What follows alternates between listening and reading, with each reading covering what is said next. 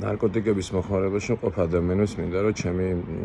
სინანული გაგიზიაროთ გულწრფელი, რომელიც მინდა რომ თქვენთვის იყოს რაღაცნაირად მოტივაცია, რომ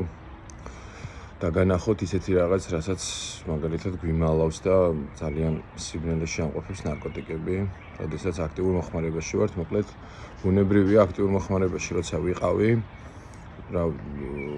მინიმუმ ოჯახი ყოველთვის ცდილობდა, რომ რაღაცნაირად დამხმარებოდა და ბუნებრივია რაღაც დახმარების ხელს მისვიდნენ ეს ადამიანები, ჩემ ოჯახის წევრებზე მაქვს საუბარი. ამის გარდა იყვნენ, რავი, ადამიანები, ვისთანაც მიწევდა ცხოვრება გარკვეული პერიოდში. იყვნენ აგრეთვე მეგობრები, რომლებიც გამოდებით თხოვდნენ დახმარებას და მე ამ დახმარებას ძალიან გაურბოდი და ხშირ შემთხვევაში ძალიან ბრაზდებოდი პირიქით ამ ადამიანებზე რა და ეხლა რაღაცნაირად მინდა რომ გიბიძგოთ იმისკენ რომ თქვენი გამოჯამრთელების აი ერთ-ერთი ყველაზე დიდი საშუალება არიან ეს ადამიანები შეიძლება იყოს რავი თქვენი მეუღლე, დედა, მამა, მეგობარი, მეზობელი რავი არა აქვს მაგას მნიშვნელობა და უბრალოდ იცოდეთ რომ